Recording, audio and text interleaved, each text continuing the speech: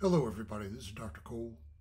It's Sunday night, August 4th, and this will be the announcement for week 6 of Humanities 2333 Philosophy of Life for the summer term 2024. Well everyone, as you can see behind me, I'm in the middle of unpacking, getting into my new place, but I've got to forge ahead with coursework anyway, so here goes. We're nearing the end of the term. We're doing our 4th out of 5 discussions beginning tomorrow. Actually, many of you will be seeing this on Monday. But we have a discussion we hope will be of interest to you. We're going to try to apply Aristotelian ethics to Donald Trump. So see what you think of that. I've sent you a very short excerpt from an article that recently appeared and a link. You may or may not be able to reach that article, but it's not really important. What I've given you in the announcement is adequate for you to do the discussion, I think. So see what you think of that, and that discussion will run Monday and Tuesday the 5th and 6th. Everybody, what we have on the syllabus this week is Units 13 and 14, I believe. Unit 13 has to do with life decisions. And here what we're trying to do is to apply Aristotelian ethics to decisions that young people may face at this stage of life, the type of people who may be taking online courses as an undergraduate, decisions about marriage, family, employment, undergraduate major, future plans. Now, we're drawing upon a book by philosopher Thomas Herke, and in my class notes I mentioned that decades ago I was a student of his. A book that Herke wrote called The Best Things in Life. And what he says is things worth striving for or worth having in life can be broken down into about, I believe, 5 categories. You may not be able to attain all of them, so it might be a matter of setting priorities according to which of those things is the most important to you. So take a look at that and see what you think of that. Then for Unit 14, we have Kantian ethics. Now, Immanuel Kant takes a very distinct turn in ethical thinking. He's not a consequentialist. Okay. His ethics is known as non-consequentialist, or in the technical philosophical term, deontological. Deontological. Deontological. Now what this means is, if I can put it this way, some people have a saying, if life gives you lemons, make lemonade. Now that's an example of a hypothetical statement. If, then.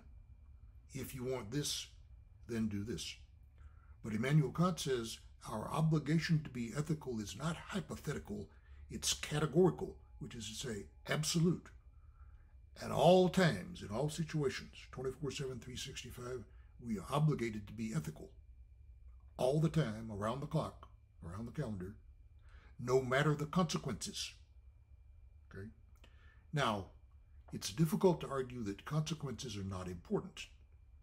But, to say the least, Immanuel Kant believes he doesn't want you to stop and calculate whether it will pay you to behave ethically in situations you may encounter.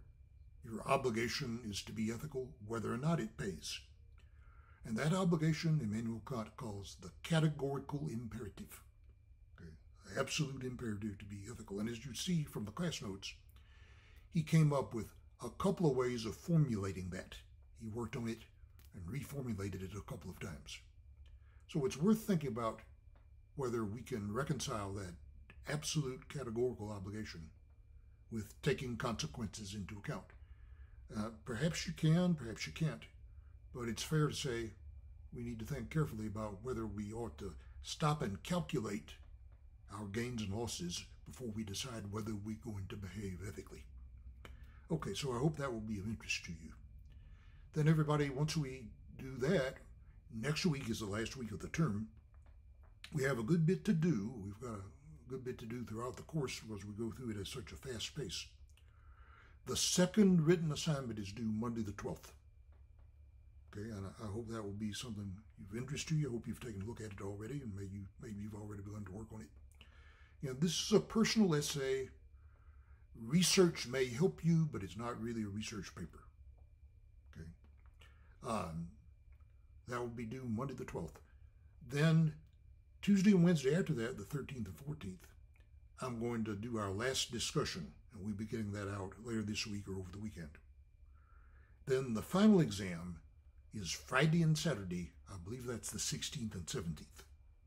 Okay, we're going to let you have 48 hours for the final exam, which will cover units 9 through 16, plus one or two things we've asked you to read, such as that piece by M. Scott Peck that I mentioned to you in a video a couple of weeks ago. Be sure you have looked at that.